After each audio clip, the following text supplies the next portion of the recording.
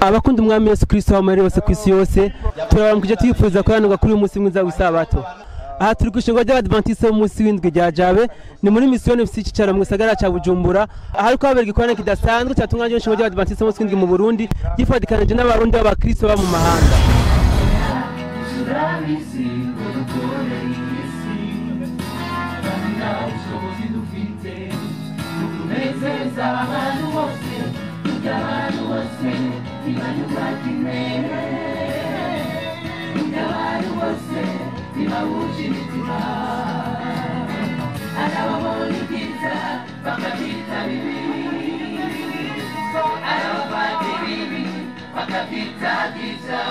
Iki gikorane cari gikorane kinini cyane gose kibereye mu gisagara ca Bujumbura, inyuma y'igiheruka kubera mu Kamenge. Indirimbo z'ubutumwa bwiza zaririmbwe, ubutumwa buravugwa, ndetse n'urwaruka ruhurikiye muri ja ntigwatanze mu kwerekana ibirori.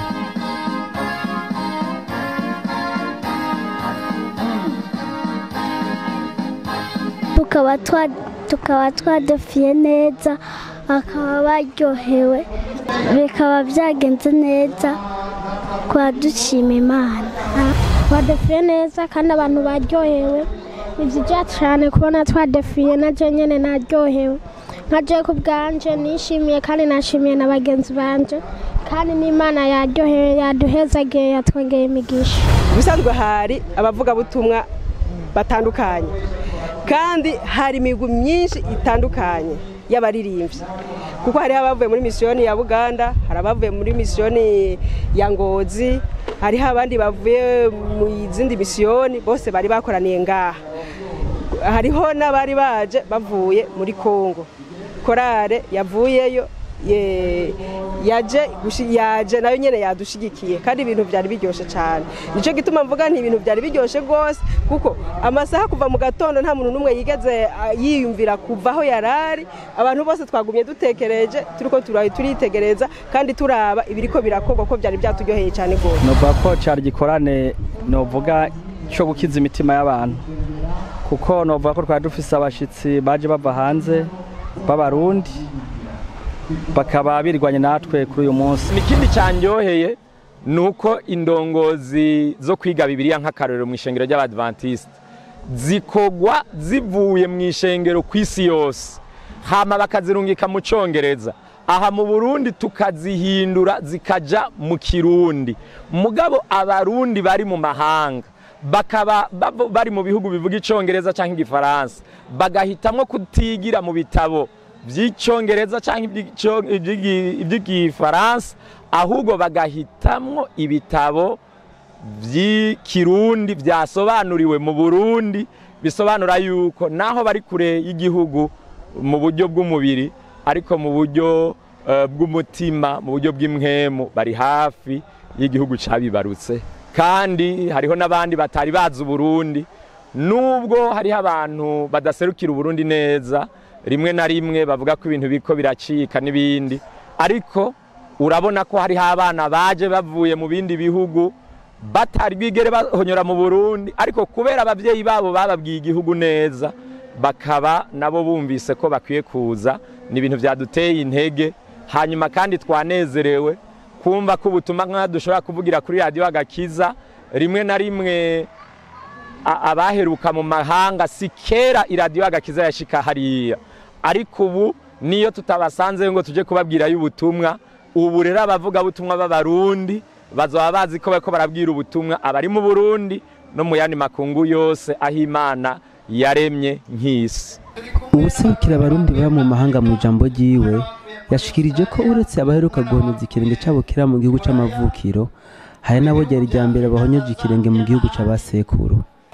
Twaje turi kumwe n'abana bakiri bato, twaje turi kumwe n'abantu bakuze, bamwe muri abo n'ubwa mbere bahonyoza ikirenge hano mu Burundi. Abantu bavuye hanze hariho bamwe batari bwabone igihugu cy'u Burundi, bumva bakivuga gusa, bakabibona idarapo kungene rimeze, ariko bashitse no mu Burundi bagenzi babo baje barabasanga neza, abatumva ikirundi barabasigurira. Ku ruhande rw'abizera baba mu Burundi bitewe kino gikorane, yabaye ntaye nziza n'inyigisho kubona ko no mu mahanga abakristo bagumanije ibanga ry'agakiza n'imico myiza. novuga ko ari byo gushima kuko nabo bageze hanze ntibibagira Imana bakomeza basenga. Nico gituma uno munsi baje tukaba turi kumwe dukoraniye ngaha uko mubona abantu umunsi bari abantu benshi bari bakoraniye ngaha. Diaspora ntitwari tuzi ko hariyo abantu baba bagisenga bemera ijambo ry'Imana bemera no gusenga, ariko rero twatangaye cyane gose tumaze kubona ko diaspora arimwe abantu basenga kandi bakunda Imana.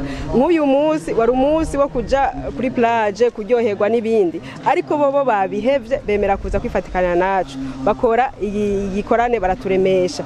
None natwe twebwe byaturemesheje cyane, tubona yuko nabo nyene niyo bari babandanya bavuga ubutumwa. Nanje neyo nagenda hanze zoza ndasenga nibwira abuko igihugu kimeze ndagisengera ndakibwira ati Imana irinde iki gihugu ndimo kandi naje ndinde urinde nabo tuvuka twari tuvukana bose nza ndagaruka kuramutsa subirayo. Byiza cyane kubona abantu bagiye muri ayo mahanga bagumanye umuco w'ikirundi bakagumana umuco w'uko ari abakristo abandi b'abadventiste. Ivyo rero ni ibintu byiza cyane, nukuvuga ngo kugwaruka rwacu rukura na karorero keza gatuma nabo nibaja hanze ntibazobona yuko gutera imbere ari ukwibagirwa ubukristo, ko gutera imbere ari ukwibagirwa umuco wa kiadventiste, ko gutera imbere ari ukwibagirwa imico y'ikirundi. Bazomenya yuko hariho n'abandi bakuru babo bagiye kera hanze mugabo bakaguma arabarundi b'abadventiste canke b'abakristo mu gihe atari abadventiste muri rusange. Abarundi baba mu mahanga bashimye kubona ko habaye iterambere mu ishengero. Uyu yaserukiye abarundi baba mu mahanga ati twabonye igitangaza.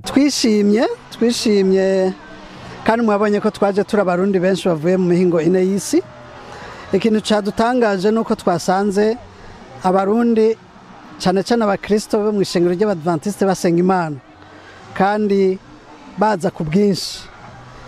Twari tuzi yuko hariho abantu benshi badebukiwe mugabo twasanze isinzi ry'abantu kandi twabonye amakorale menshi basenga Imana.